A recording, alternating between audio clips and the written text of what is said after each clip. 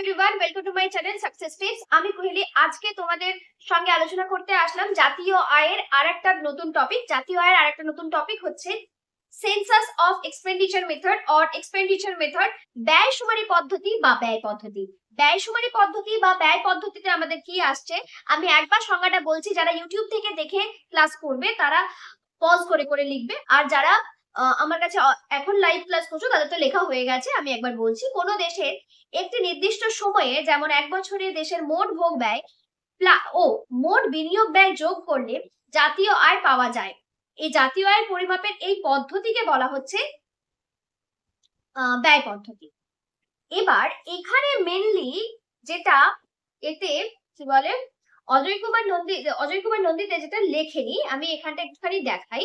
দেখো এখানে কি বলেছে, কি কি যোগ করতে বলেছে। ব্যয় শুমারি পদ্ধতি, শুমারি পদ্ধতি, ব্যয় শুমারি পদ্ধতিতে কি কি যোগ করতে বলেছে। একটা হচ্ছে ভোগ ব্যয়, census of expenditure method, expenditure method, census of expenditure method লেখা হয়ে গেছে তোমার। কি বলেছে, ভোগ ব্যয় প্লাস কি করতে বলেছে, ভোগ ব্যয়ের সঙ্গে কি যোগ করতে বলেছে। তোমার এখানে কি আছে, এটা কনজাম্পশন, কনজাম্পশনের সাথে ইনভেস্টমেন্ট, বিনিয়োগ ব্যয়।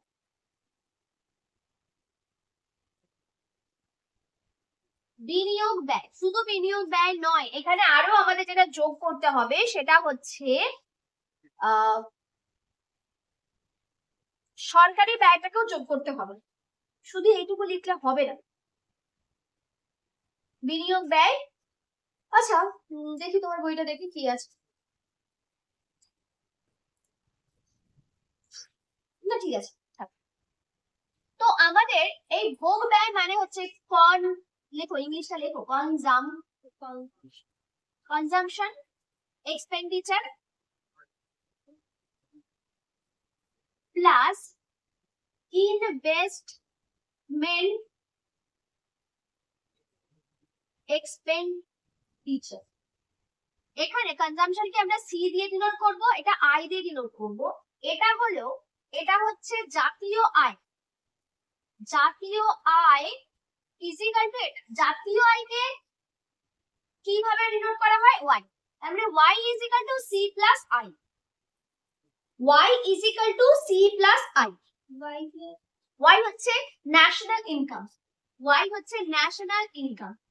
ন্যাশনাল ইনকামকে ওয়াই দিয়ে ডিনোট করা হয়, ইন আই। ন্যাশনাল ইনকামকে ওয়াই দিয়ে ডিনোট করা হয় এখানে হলো। আচ্ছা, এখানে এক্সপ্লানেশনটা কি দিয়েছে, বলছে কোন দেশে জনসাধারণের হাতে যে জাতীয় আয় অর্জিত হয় সেটি দেশে জনসাধারণের দুই ভাগে ভাগ করা যায়। একটা হচ্ছে ভোগ্য দ্রব্য কেনার জন্য, এখানে আমরা কয়েকটা জিনিস এক্সপ্লেন করব। সেটা হচ্ছে প্রথমে হলো ভোগ্য দ্রব্য, ভোগ্য দ্রব্য। আর একটা হচ্ছে মূলধনী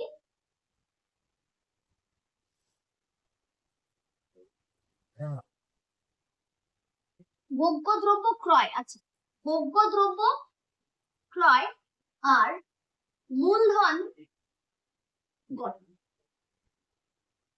দুটো জায়গায় আমাদের খরচা হয়। একটা হচ্ছে ভোগ্য দ্রব্য ক্রয় মানে এক্সপেন্ডিচার অন কনজাম্পশন গুড, আর এক্সপেন্ডিচার অন মেকিং, লেখো এক্সপেন্ডিচার অন কনজাম্পশন গুড।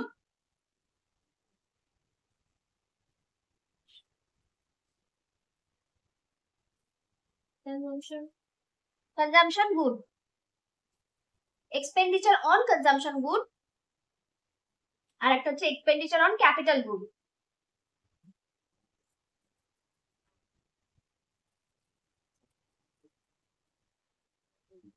আর একটা হচ্ছে মেকিং ক্যাপিটাল বা ক্যাপিটাল গুড, আলাদা।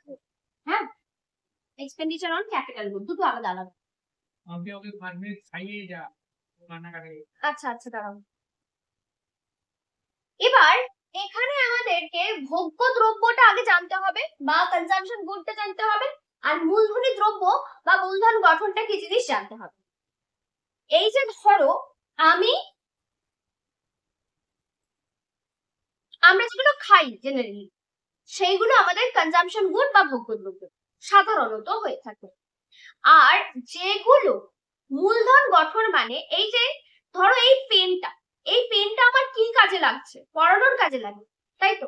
তো এই পেনটা হচ্ছে আমার মূলধনের দ্রব্য, ঠিক আছে। কিন্তু আমরা যেই পেনে এমনি লিখি সেটা ভোগ্য দ্রব্য। বোঝা গেল কি বললাম? এই যে মোবাইলটা তোমরা যখন আমি যখন এমনি ব্যবহার করি তখন ফোনটা কনজাম্পশন গুড, কিন্তু ফোনটা যখন আমি পড়ানোর জন্য ব্যবহার করি তখন সেটাকে আমরা কি বলবো, ক্যাপিটাল গুড বা হ্যাঁ ক্যাপিটাল গুড বা কিছু নেই, বা বাংলাতে যেটা বলতে পারি মূলধনী দ্রব্য। এবার আমরা যখন খাবার দ্রব্য বা যেটা কনজাম্পশন করার জন্য ব্যবহার করছি তখন কেনার জন্য যেটাকে খরচা হচ্ছে সেটাকে আমরা বলছি কি কনজাম্পশন এক্সপেন্ডিচার বা consumption good, expenditure on consumption good. আর একটা হচ্ছে কনজাম্পশন অন, আর যদি মেশিন বা এই ধরনের যেটা আমার ক্যাপিটাল তৈরিতে কাজে লাগবে সেটা যখন কেনা হচ্ছে তখন তাকে আমরা বলছি মূলধনী দ্রব্য, consumption on expenditure, expenditure on investment. যদি মূলধনী দ্রব্য তৈরির জন্য আমরা কিছু কিনি, খরচা করি, তখন তাকে আমরা বলবো ইনভেস্টমেন্ট, তখন সেটা ভোগ নয়। ইনভেস্টমেন্ট মানে আমি এই যে ফোনটা কিনেছি, ফোনটা আমার কিন্তু খরচ, মানে নিজের জন্য খরচ নয়, এটা কি হচ্ছে ইনভেস্টমেন্ট, কারণ আমি এখান থেকে নতুন রোজগার করতে পারবো। বুঝলে কি বললাম? বুঝতে পারলে কি বললাম? চলো, আমি তো ভোগ্য দ্রব্য আর মূলধনী দ্রব্য দুটোর মধ্যে আবার ক্লাসিফিকেশন আছে, ডিউরেবল নন ডিউরেবল মানে স্থায়ী ভোগ্য দ্রব্য আর অস্থায়ী ভোগ্য দ্রব্য বা একবার ব্যবহারযোগ্য ভোগ্য দ্রব্য। স্থায়ী যেগুলো ধরো পাখা, ফ্রিজ, টিভি, এগুলো হচ্ছে স্থায়ী বা ডিউরেবল। তারপর খাবার দাবার যেগুলো হয় জেনারেলি সেগুলো হচ্ছে অস্থায়ী বা নন ডিউরেবল বা সিঙ্গেল ইউজ কনজাম্পশন। আর আবার ক্যাপিটাল গুডের ক্ষেত্রেও তাই হয়। ধরো যন্ত্রপাতিগুলো কি হচ্ছে ডিউরেবল। আর নন ডিউরেবল কোনগুলো, ধরো ধান যে ধানটা আমরা খাচ্ছি সেটা কি হচ্ছে ক্যাপিটাল গুড না কনজাম্পশন গুড? আবার কিছু ধান থাকে যেটা কি হয় মাঠে ছড়ানো হয় নতুন গাছ জন্মাবে বলে, সেখান থেকে আবার ধান হয়, ওই ধানটা কি হবে ক্যাপিটাল গুড। ওটা নন ডিউরেবল, একবারই ব্যবহার করা যায়, তাই না? আচ্ছা,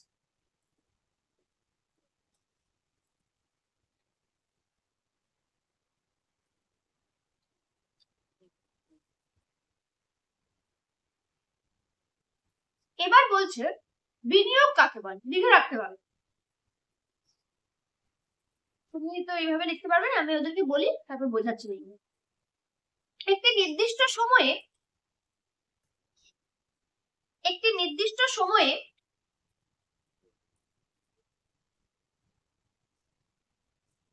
মজুদ মূলধন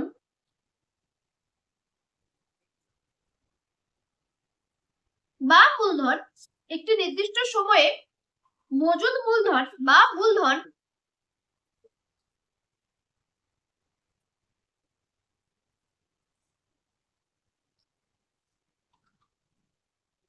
যে পরিমাণে বাড়ে তাকে বলা হয় মোট বিনিয়োগ।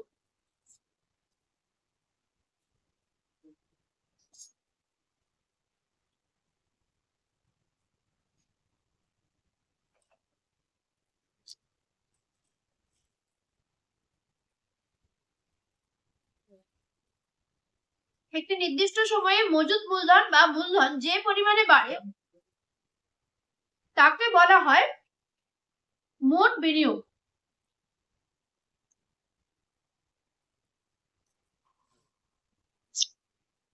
প্রচুর মূলধন, হ্যাঁ মজুদ, ম বর্গের জ হস্য ত, মজুদ। মানে শোনা গেল না।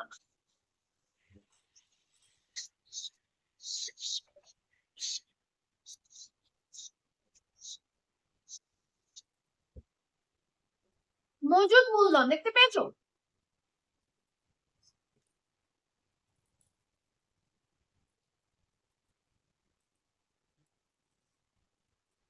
আচ্ছা, আমি একটা ক্লাস, তোমরা কেউ সেদিন করতে পারোনি, মানে আমি করাতে পারিনি কারণ আমার শ্বশুর বাড়িতে ওয়াইফাই ছিল না।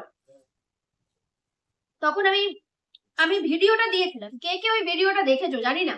স্টক আর ফ্লো কনসেপ্ট, মজুদ আর প্রবাহের কনসেপ্ট আমি করিয়েছিলাম, কেউ ভিডিওটা দেখেছো?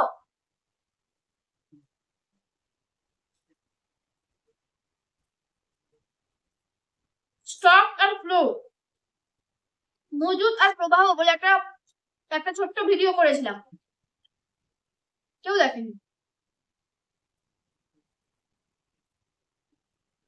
তোমরা যে আমাকে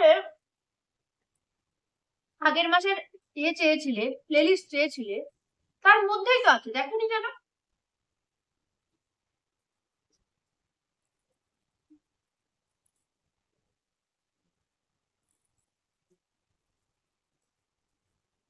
তোমার কথা বাদ, তোমাকে বলছি না, বাকিদের বলছি। শ্রীজাকে বলছিলে, বাকিদের বলছি, একটু দেখবে। বলো, বিনিয়োগ, বিনিয়োগ মানে একটা টাইপের এক্সপেন্ডিচার, ইনভেস্টমেন্ট মানে একটা টাইপের এক্সপেন্ডিচার। কিন্তু এই এক্সপেন্ডিচারটা আমরা কেন করি? নতুন করে ইনকাম আসবে বলে, তাই তো? কিন্তু কনজাম্পশনের জন্য যে এক্সপেন্ডিচারটা করি, সেটা কেন করি? নতুন ইনকাম কিন্তু আর আসতে পারে।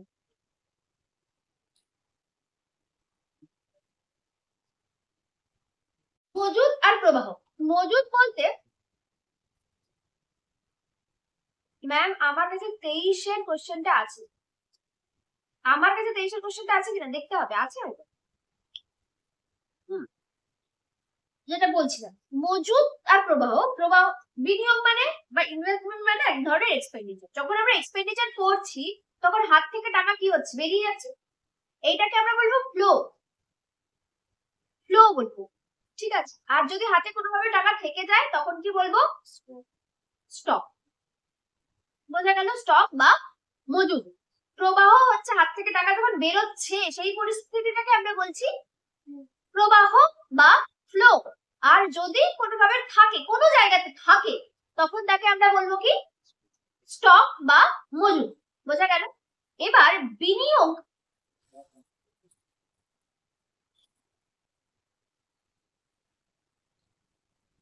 বিনিয়োগ, বিনিয়োগ কি হচ্ছে? বিনিয়োগ বা ইনভেস্টমেন্ট, ইনভেস্টমেন্ট, এটাকে আমরা কি বলবো? এটা কি কনসেপ্ট? ফ্লো কনসেপ্ট না স্টক কনসেপ্ট? বলো, তোমরা বলো, প্রবাহ না মজুদ না প্রবাহ বিনিয়োগটা? মজুদ। কারণের কি মনে হচ্ছে? হ্যাঁ আয়ুষ, কিছু মনে হচ্ছে না আয়ুষের? আমি আরেকবার বলছি, হাত থেকে যখন, আচ্ছা, ইনভেস্টমেন্ট মানে এক ধরনের এক্সপেন্ডিচার বা খরচ, ঠিক আছে? মানে আমি কোনো একটা জিনিস খরচ করছি যেটাতে নতুন করে কি হবে, উৎপাদন হবে, ঠিক আছে? এবার বিনিয়োগ মানে কি? বিনিয়োগ মানেও তো এক ধরনের খরচ। আচ্ছা, খরচটা কিসের কনসেপ্ট ছিল? খরচ হাত থেকে টাকা বেরিয়ে যাচ্ছে, বেরিয়ে যাওয়াটা ছিল ফ্লো।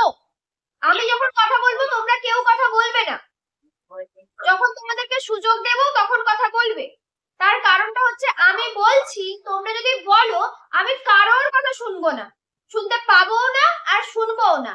যখন তোমাকে বলেছি তুমি যদি ভুল বলে থাকো, ঠিক আছে, অসুবিধা নেই, আমি দ্বিতীয়বার বোঝাচ্ছি, কোনো অসুবিধা নেই, ভুল বলতেই পারো, ভুল বলতেই পারো, বা তুমি বলতে চেয়েছিলে এক, বলে ফেলেছো উল্টো, হতেই পারে। কিন্তু আমি যখন কথা বলছি তখন কথা বলো না। এই সমস্যা কি হয়, অন্যরা আমার কথাটা শুনতে পাচ্ছে না, ওদেরও হয়তো কনসেপ্ট ক্লিয়ারের অসুবিধা থাকতে পারে, অন্যরা আমার কথাটা শুনতে পাবে না। বুঝলে কি বললাম? সবাইকেই কথাটা বললাম, আমি যখন কথা বলবো কেউ মাইক অন করে রাখবে না, কথা বলবে না। এবার প্রবাহটা কি হচ্ছে, খরচা করাটাকে বলে প্রবাহ, কারণ হাত থেকে টাকাটা বেরিয়ে যাচ্ছে। যে কোনো জিনিস বেরিয়ে যাওয়াটা ফ্লো বা প্রবাহ, আর থেকে যাওয়াটা হচ্ছে মজুদ বা স্টক। এবার বিনিয়োগ মানে কি, ইনভেস্টমেন্ট, ইংলিশে ইনভেস্টমেন্ট বলছি, মানে কি এক ধরনের খরচ, কোনো মূল্যবান দ্রব্য কেনার জন্য খরচ হতে পারে বা অন্য কিছু খরচ। তো এইটাকে আমরা কি বলবো, এটা কি কি হচ্ছে, এবার বলো এটাকে কি বলবো, প্রবাহ না স্টক, মানে প্রবাহ না মজুদ, স্টক না ফ্লো? আয়ুষ বলো, আয়ুষ বলো। প্রবাহ। সৃজার এখন কি মনে হচ্ছে? প্রবাহ। কারণ এটা কি একই মত, প্রবাহ? শুনতে পাচ্ছ না? তাহলে আমি তোমাকে বলবো সময় নষ্ট না করে তুমি লেফট থাকতে পারো, পরে ভিডিও দেখো। তোমরা যদি পুরোটাই শুনতে অনেকক্ষণ থেকে বলছো শুনতে পাচ্ছ না, আমি তোমাকে বলবো বেকার এখন বসে থেকে ক্লাস করে লাভ নেই। তুমি এই সময়টা হয় পড়ো, অন্য কোনো সাবজেক্ট পড়ো বা কিছু, তুমি পুরো ভিডিও পেয়ে যাবে, সেই ভিডিও দেখে ক্লাস করো, তাহলে তোমার সুবিধা হবে।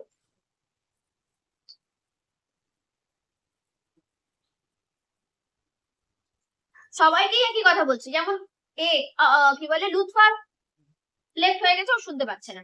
হতে পারে নেটওয়ার্কের প্রবলেম হওয়ার প্রধান কারণ হচ্ছে বৃষ্টি হচ্ছে, বৃষ্টি হওয়াটা একটা প্রধান কারণ। যদিও আমার এখানে নেটটা ভালো চললেও হয়তো মাঝে নেট অসুবিধা হচ্ছে বা তোমাদের নেটের অসুবিধা থাকতে পারে। ঠিক আছে, এবার এইটাকে আমরা বলছি প্রবাহ, বা কি জানো, ফ্লো। ঠিক আছে, এবার কিন্তু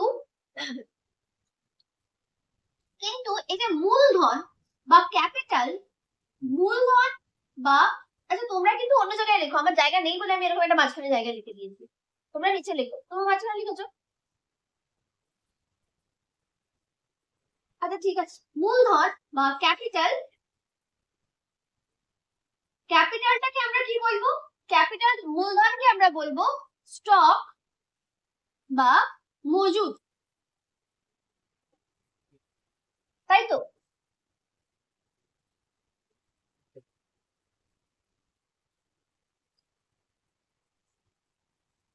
এবার প্রবাহটাকে কিরকম ভাবে ক্যালকুলেশন করা হয় আমি একটু বুঝিয়েই দিই আগে, ভাবছিলাম বোঝাবো না, আগে বলেছি আর বলবো না, তারপরে দেখছি না আমারই অসুবিধা হয়ে যাচ্ছে বোঝাতে গিয়ে। ধরো এটা একটা জলের চেম্বার আছে, ট্যাঙ্ক আছে, ঠিক আছে, আর এখানে একটা পাইপ লাগানো আছে, পাইপটাকে কল লাগানো আছে, সেখান দিয়ে জল পড়ছে, একটা বালতিতে জলটা ভর্তি হচ্ছে, ঠিক আছে, হচ্ছে। এবার এখানে ধরো এখন কটা বাজে, এখন বাজে 7:23, 7:23 PM। এই সময় 7:23 PM এ এখানে ধরো জল আছে 100 লিটার, এইটাকে আমরা কি বলবো, স্টক। এই যে কলটা খুলে দেওয়া হলো, কলটা খুলে দেওয়ার পরে 1 মিনিটে জল পড়লো ধরো 5 লিটার। 1 মিনিটে 5 লিটার জল পড়বে না, 2 লিটার খুব হলে 1 লিটার পড়বে, 2 লিটার স্পিডে 5 লিটার, একটা ট্যাপ দিয়ে 5 লিটার জল পড়তে পারে, হতে পারে ওই গুলো দিয়ে পড়ে যেতে পারে, কি বলে ওই এর সঙ্গে যে পাইপ গুলো লাগানো থাকে, অথবা যারা হচ্ছে হোস পাইপ যেগুলো হয়, আগুন নেভানোর হাত দেওয়া হবে, হ্যাঁ সেটা দিয়ে পড়তে পারে, 5 লিটারের বেশি পড়ে যাবে, ওজা ফ্লো হয় বাবা। যাই, তো আমরা বা জল দিতে আসে গাড়িতে, জলের গাড়ি আসে জল দিতে, তাতেও হতে পারে। যাই হোক, 1 লিটার 1 লিটার লিখি। এবার বলবো যে এই কনসেপ্টটা কিরকম, ঠিক একটা পার্টিকুলার পয়েন্ট অফ টাইমে, পয়েন্ট অফ টাইমের বাংলা হচ্ছে সময়ের বিন্দুতে, এইটাকে আমরা বলছি কি স্টক, বা কি জানো, মজুদ। মজুদটা কিসে দেখছি, সময় বিন্দুতে, সময় বিন্দুতে, এই তুমি ক্লাসটা করেছিলে না? হ্যাঁ, সময় বিন্দুতে এটাকে আমরা কি বলবো? এটাকে আমরা বলছি point of time. Point of time. এদেরকে আমি বলেছিলাম যে আমি আগে একটা ক্লাস করেছি, সেই ভিডিওটা দেখে নেবে। কেউ দেখেনি। সামনে থাকলে আমি সত্যি লাঠি করে পেটাবো। আমার লাঠি আছে কিন্তু মারার। ও ভাবছে কোথায় আছে, সত্যি আছে লাঠি, ওই ঘরে আছে। বা কোথায় দেখতে পাচ্ছি না। বিয়ের আগে ঠিক এত বড় একটা লাঠি ছিল, এই মানে হাতে করে আমি দেখাতে পারবো না কত বড় লাঠি ছিল, বিশাল বড় লাঠি ছিল। মানে একটা ওই মাছ ধরার ছিপ মাছ ধরার ছিপ যেরকম হয়, মাছ ধরার ছিপই ছিল সেটা একটা। আমাকে একজন দিয়েছিল মারার জন্য ফেলতে, মানে তারই ছেলে পড়ে আর কি, সে আমাকে দিয়েছিল যে ওকে সাহায্য করার জন্য এই ছিপটাই যথেষ্ট তোমার। তো ও কি করতো, ওকে মারতে গেলেই না ও দৌড়ে পালাতো। বা এবার ঘর থেকে তো পালিয়ে যেতে পারতো না, মোটামুটি আমি যেখানে বসে থাকতাম দরজা পর্যন্ত আমার ওই ছিপটা চলে যেত। আর ও, আমি তখন পেটাতাম, খুব খুব পেটাতাম। তো তারপরে যখন ওই হলো কি বলে আমার বিয়ের সময় যখন গোছানো গোছানি হয়েছে, তখন বাবা ওই লাঠিটাকে কোথায় একটা পাঠিয়ে দিয়েছে। লাঠিটা মাঝখানে ভেঙেও গিয়েছিল, মাঝখান থেকে ভাঙা। সেটাকে ভালো করে দড়ি দিয়ে, ভালো করে কাপড় দিয়ে ভালো করে বেঁধে রেখেছে, যাতে আর ওই জায়গাটা কারো লেগে না কেটে ফেটে যায়। মানে এমন ভাবে ভেঙে গেছে ওই জায়গাটা কারোকে লাগলে না কেটে যাবে। তো বিয়ের পরে ওই যে ওরকম করলো, মানে ও বাবা গুছিয়ে রেখে দিয়েছে, সেটা আর খুঁজে পাওয়া যায়নি। ঠিক আছে, তারপর আবার খুঁজে পাওয়া যায়। তারপর আমার দাদার বিয়ের সময় আবার তাকে গুছিয়ে দেওয়া হয়, আর খুঁজে পাওয়া যায়, আর পাওয়া যায়নি। তো আমি আর মারতে পারতাম না, তারপরে হাতে করেই দিতাম, আর একটা অন্য লাঠি পেয়ে সে ছেড়ে দিয়েই মারতাম। তারপরে আস্তে আস্তে আস্তে আস্তে নিজেকে অনেক কন্ট্রোল করতে করতে করতে করতে একদম কন্ট্রোল। তারপরেও দুটো লাঠি আছে, সেই দুটো লাঠিতে খুব একটা মারি না। খুব বদমাইশি যারা করে, মানে কথা শুনছে না, তখন একটু আধটু দিতে হয়, বা স্কেলে করে একটু আধটু মারি। মানে খুব অতিরিক্ত হয়ে গেছে, মানে একটা কথা বারবার বলছি শুনছে না, তখন তখন দিতে হয়। আর একটা ছেলেকে, মানে আমি আমার প্রেগনেন্সির পর থেকে আমি রেয়ার কাউকে চিৎকার করেছি, রেয়ার কাউকে মেরেছি। করতে হয়েছে, টুকটাক করতে হয়েছে। একটা ছেলেকে না রোজ চিৎকার করতে হতো, রোজ। তাকে রোজ আমি জিজ্ঞেস করতাম, কি রে হোমওয়ার্ক করেছিস? কি উত্তর দিতে জানো? মনে নেই। মানে হোমওয়ার্ক করেছে কিনা মনে নেই। তোমাকে যদি জিজ্ঞেস করি তুমি ভিডিওটা দেখেছো, হ্যাঁ কি না, উত্তর হবে হ্যাঁ বা না। তুমি কি বলবে? ভিডিওটা দেখেছে কিনা আমার মনে নেই। এটা তুমি বলবে কখনো? নাকি হতে পারে একটা স্টুডেন্ট কালকে পড়তে এসছে, আবার আজকে পড়তে এসছে, আমি তাকে জিজ্ঞেস করছি কি রে কালকে যে হোমওয়ার্ক গুলো দিয়েছিলাম করেছিস? সে বলছে মনে নেই।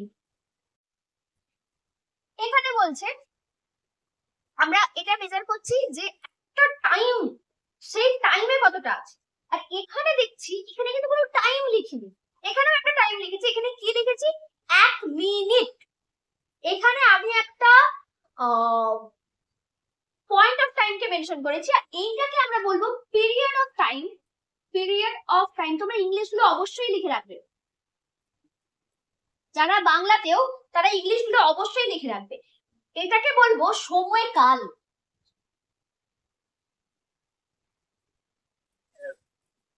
বুঝলে কি বললাম? তো এইরকমই মূলধন হচ্ছে যে আজকে দাঁড়িয়ে, আজকে কত তারিখ? আজকে 9 তারিখ না?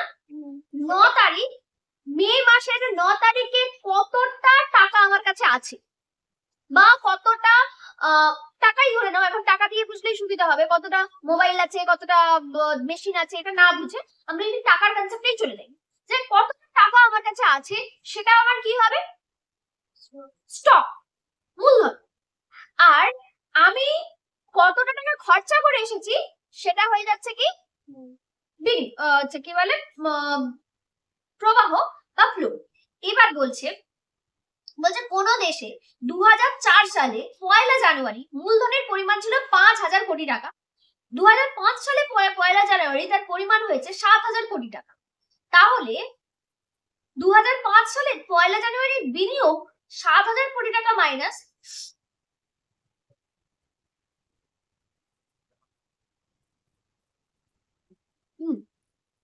বলতে চাইছে যে ধরো কোনো সময়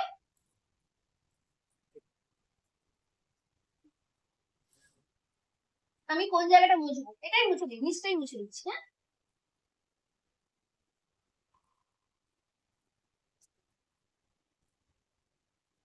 হ্যাঁ, এটা সেদিন আমার হাজবেন্ডের সঙ্গে কথা হচ্ছিল যে ওরা যখন বিজনেস শুরু করেছিল তখন ওদের হাতে ক্যাপিটাল ছিল 2 লাখ টাকা। ঠিক আছে, 2 লাখ টাকার একটা ক্যাপিটাল ছিল। লাস্ট মান্থে আমরা ক্যালকুলেশন করে দেখলাম যে লাস্ট মান্থে আমরা আমাদের যতটা প্রোডাকশন, তো আমরা ওইভাবে প্রোডাকশন করি না, আমাদের বিক্রি আছে, মানে তুলতে হচ্ছে, বিক্রি করতে হচ্ছে, সেটা দেখলাম যে কতটা তোলা যায়, সেটা দেখলাম 4 লাখ টাকা। ঠিক আছে, সেটা কবে থেকে কবের মধ্যে, সেটা অনেক দিনের, যদিও এটা মানে খুব একটু একটু বেশি দিন হয়ে গেছে, মানে 2020 না, 2022 থেকে, ধরো 2022 থেকে 2024, মানে 2 বছরে 2 লাখ টাকার ইনভেস্টমেন্ট, এটা কিন্তু খুব ভালো কিছু নয়। কারণটা হচ্ছে 2 লাখ টাকায় তুমি কত টাকা হচ্ছে রোটেট করতে পারবে, পরে বোঝাবো, এই রোটেট ব্যাপারটা পরে বোঝাবো। তো আমরা যেটা বলছিলাম, 2000, ধরো 2020 সাল, 2020 সালটা বড্ড বাজে, কোভিড হয়েছিল, না 2022কেই দিন, 2022 যদি কোভিড ছিল প্রথম দিকে, তারপরে ছেড়ে, আর 2023 ছিল। 2022-এর জানুয়ারি মাসের 1 জানুয়ারি, মানে 1 জানুয়ারি, ধরো কোনো সময় 5,000 টাকা দিয়ে বিজনেস শুরু করেছে। ঠিক আছে, 2023 সালে গিয়ে আমি আমার বিজনেস থেকে অন্য কোনো জায়গা থেকে আমি টাকা কালেকশন করিনি, এই বিজনেস থেকে আমি দেখছি আমি ইনভেস্ট করতে পারছি 7,000 টাকা। সেম দেখুন, এটাও 1 জানুয়ারি, এটাও 1 জানুয়ারি।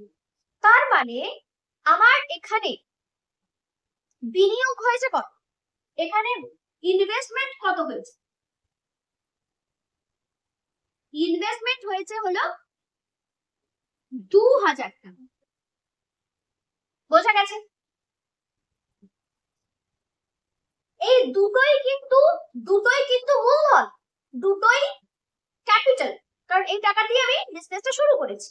ধরো এই 5,000 টাকা দিয়ে আমি শুরু করলাম, আমি কিছু জিনিসপত্র কিনেছি, বিক্রি করছি, কিনেছি, এবার কিনেছি, বিক্রি করলাম, আবার যেই টাকা পেলাম সেই টাকা দিয়ে আবার বিক্রি করলাম, আবার যে টাকা পেলাম সেই টাকা দিয়ে বিক্রি করলাম, তারপরে এবার যে লাভটা হচ্ছে সেই লাভের তো আমার খরচা রয়েছে, তো লাভ থেকে তো আমাকে যে প্রফিটটা পাচ্ছি সেই প্রফিটটা তো আমার অন্যান্য খরচাগুলো চলে যাবে। তারপরে লাস্টে গিয়ে দেখছি যে 2,000 টাকা আমার কি হচ্ছে, পরের বছর এই এই তারিখে আমি কত টাকা ইনভেস্ট করার মতো আমার কাছে রয়েছে 7,000 টাকা। তার মানে 2,000 টাকা আমার কি হচ্ছে, ইনভেস্টমেন্ট বা বিনিয়োগ। সবার কাছে ব্যাপারটা ক্লিয়ার?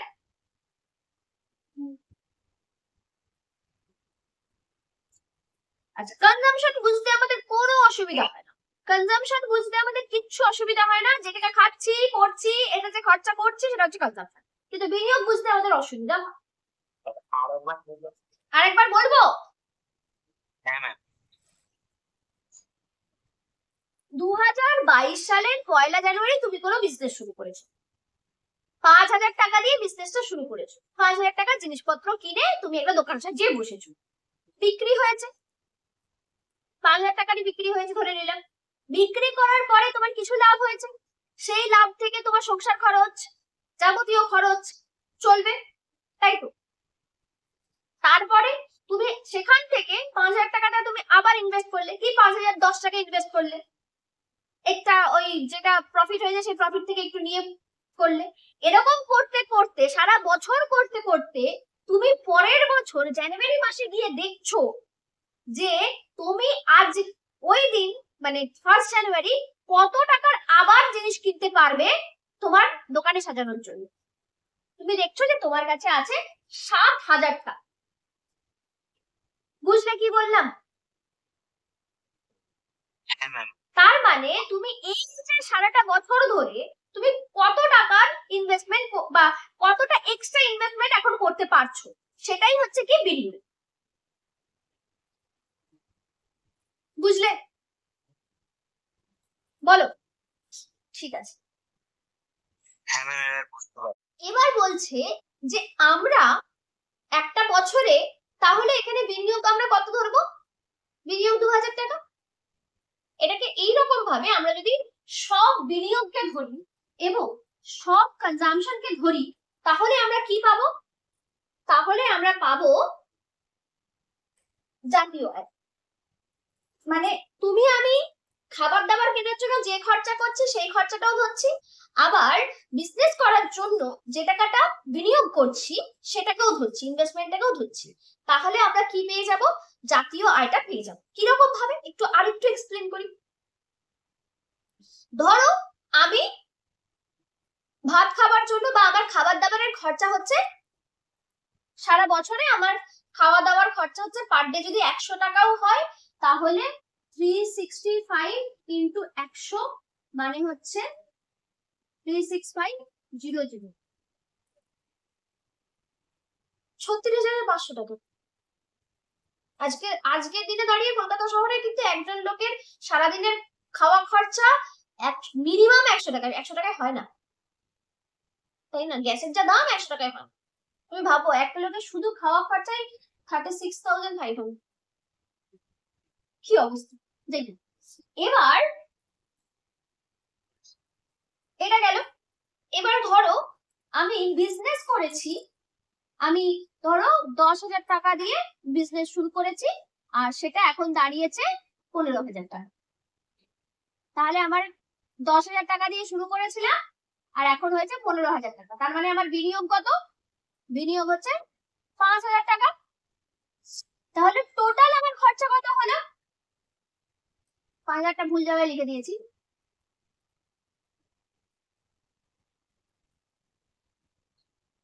41,500 টাকা।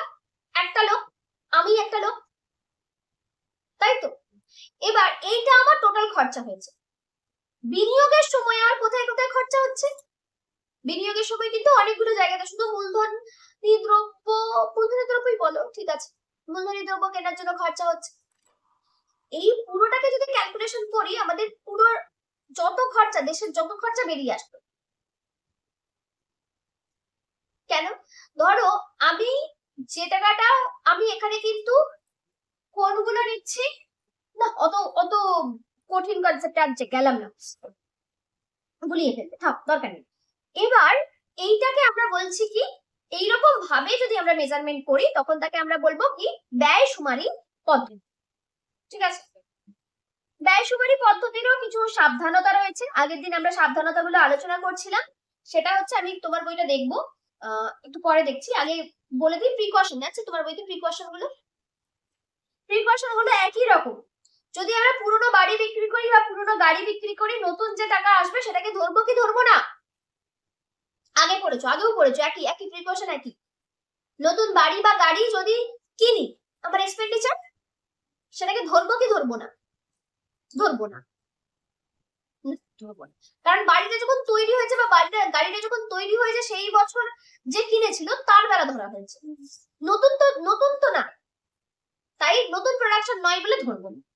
আচ্ছা, এবার বলছে পুরনো শেয়ার বা বন্ড কিনলেও ধরা যাবে না।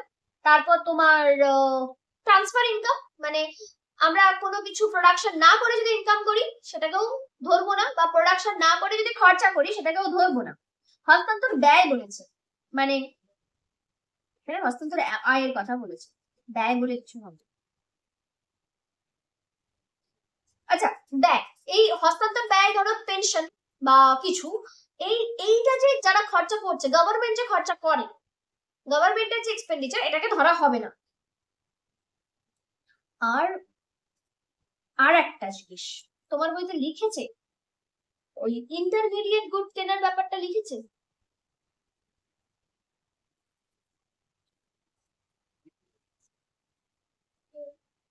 লেখেনি?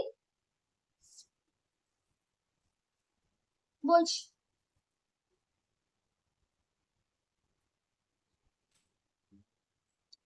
ইন্টারমিডিয়েট গুড কিনতে যদি কোনো খরচা করা হয় সেটাকে আমি ধরবো না। ইন্টারমিডিয়েট গুড মানে মধ্য পর্যায়ের দ্রব্য। আগের দিন মধ্য পর্যায়ের দ্রব্য বা ইন্টারমিডিয়েট গুডটা বুঝিয়েছিলাম। যেমন ধরো ময়দা তৈরি করতে গিয়ে গম বা ওই পাউরুটি তৈরি করতে গিয়ে কি লাগে, গম ময়দা এগুলো লাগে। এইগুলো কি ছিল, ইন্টারমিডিয়েট বা মধ্যবর্তী পর্যায়ের দ্রব্য। এইগুলো তৈরি করার জন্য যে খরচা হয়েছে, এইগুলো কিনতে যে খরচা হয়েছে, ধরো আমি পাউরুটি তৈরি করবো, আমি ময়দা কিনে নিয়ে আসলাম, এই ময়দা কেনার যে খরচাটা ধরবো না, না হ্যাঁ ময়দা কেনার খরচাটা ধরবো না, কিন্তু পাউরুটি বানানোর খরচাটা ধরবো।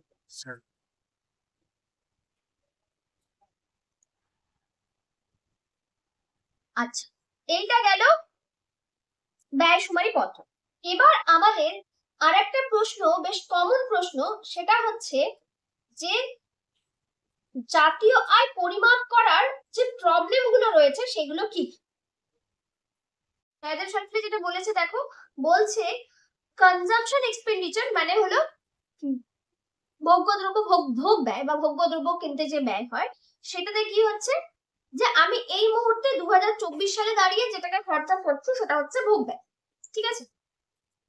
On the other hand, investment expenditure defined as the expenditure on good not mean for consumption, current consumption. Consumption বাদ দিয়ে আমরা যে খরচাটা করি সেটাই হচ্ছে ইনভেস্টমেন্ট। আমরা যে খরচ করি সেটাই হচ্ছে ইনভেস্টমেন্ট। আলাদা করে তোমার ইনভেস্টমেন্টটাকে বোঝাইনি, আমি যে ইনভেস্টমেন্টটাকে বোঝালাম সেটা এখানে বোঝাইনি। এবার বলছে, ভালো করে বোঝো, বলছে যে তুমি ধরো কোনো একটা জিনিস কিনেছো, স্কুটার কিনেছো, স্কুটারটার দাম বলেছে 10,000। 10,000 টাকায় স্কুটার এখন আর পাওয়া যাবে না, যাই হোক 10,000 টাকায় একটা স্কুটার কিনেছে, তাও আবার 10 বছরের ওয়ারেন্টি পেয়েছে, 10 বছরের ওয়ারেন্টি পেয়েছে। তাহলে আমাকে একটা মানে আমার এক রিলেটিভ একটা কথা নিয়ে বলছে যে আমার বিয়েতে এসেছে, বিয়েতে এসে বলছে, এবার আমি বলছি দূর, আমি মেহেন্দি নিজের হাতে নিজেই মেহেন্দি করেছি। তো আমাকে বলছে যে তুমি মেহেন্দির জন্য মেহেন্দি আর্টিস্ট ভাড়া করলে না কেন। আমি তখন বললাম তোর অনেক টাকা চাইছে, মানে আমি যেরকম মেহেন্দি চাইছিলাম সেটা প্রচুর টাকা চাইছে, মানে আমি একদম ওই পোর্ট্রেট করতে চাইছি, পোর্ট্রেট না করলে আমি নিজেই করতে পারবো এরকম একটা, আর মোটামুটি আমি করতে পারি, মেহেন্দি চলে যাওয়ার মতো করে নিতে পারি, পোর্ট্রেটও মোটামুটি করতে পারি, অসুবিধা হয়। তো কিন্তু নিজের হাতে নিজে করাটা খুবই ডিফিকাল্ট ছিল, এবং মানে ও খুব প্র্যাকটিস করার পরেও দেখা গেছে প্রচুর সময় লেগেছে। তো আমি বললাম অনেক সময় লেগেছে, তো এটা ভালো, খুব একটা ভালো করতে পারিনি। তখন বলছে কেন, এটা তো ওয়ান টাইম ইনভেস্টমেন্ট, বিয়ে তো তোমার ওয়ান টাইম ইনভেস্টমেন্ট, তুমি তো 2-3 বার করে বিয়ে করতে যাবে, এটা একবারই খরচা। আমরা এটাকে ইনভেস্টমেন্ট কেন বলবো আমি, এটা ইনভেস্টমেন্ট নয়, এটা তো খরচাই রে ভাই। তখন বললো শুধু মানে ইনভেস্টমেন্ট মানে আমি সেখান থেকে একটা রোজগার করব, তো সেটা ছিল ইনভেস্টমেন্ট, কিন্তু আমি তো এখান থেকে আর কোনো রোজগার করবো না, তাহলে এটা কি করে ইনভেস্টমেন্ট হয়। তখন ও বললো হ্যাঁ সেটাও ঠিক, কিন্তু ও যেটা বলেছে সেটা আবার আর একটা দিক থেকে ঠিক।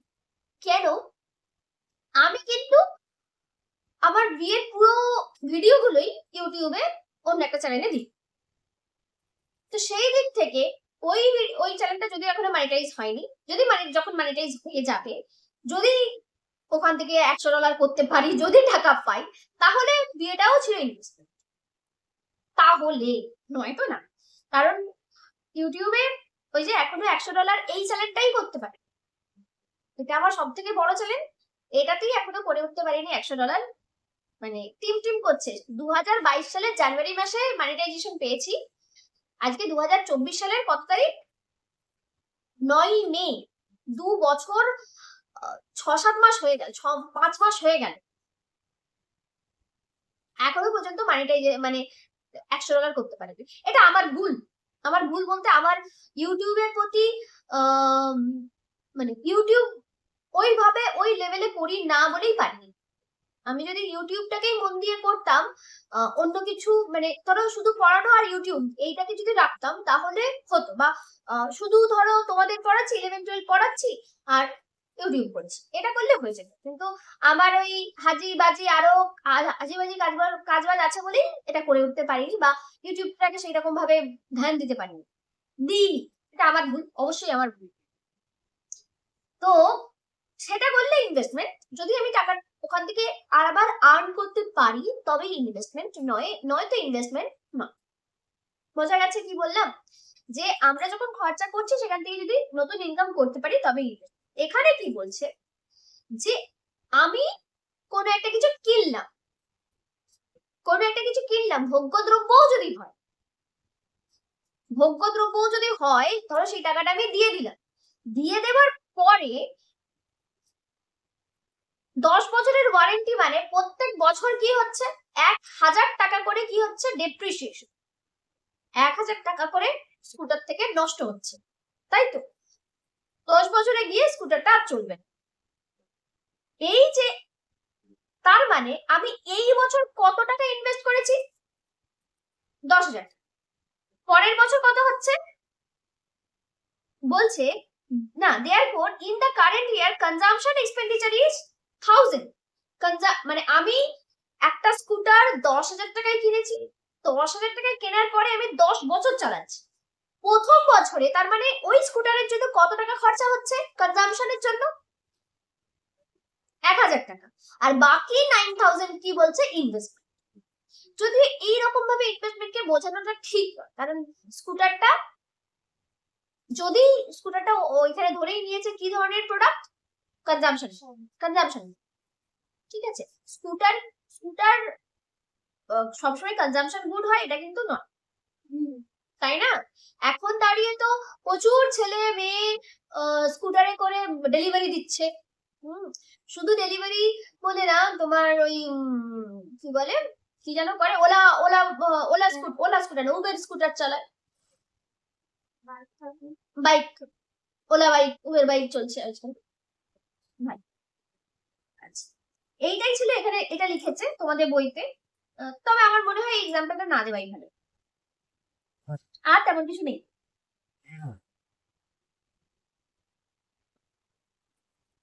তারপরে কাকে কি বলে এইসব লিখেছে। এবার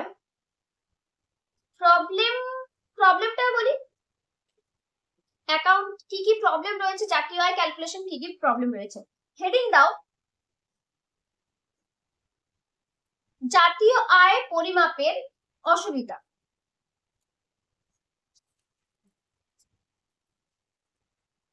difficulties of measurement of national income. এটা তোমাদের একদম লাস্ট পয়েন্ট, আমি এটা প্রথমে করিয়ে দিচ্ছি। ডিফিকাল্টিজ অফ ন্যাশনাল, না, of measurement of national income. আরো মাঝখানে কটা জিনিস আছে, যেটা হলো জিডিপি কনসেপ্ট ক্লিয়ার করতে হবে, তবেই কয়েকটা জিনিস বুঝতে পারবে, নয়তো না। জিডিপির কনসেপ্ট আমি এক্ষুনি আজকের আর মানে এখন বোঝাতে পারবো না। আমাদের জাতীয় আয় পরিমাপের অসুবিধা,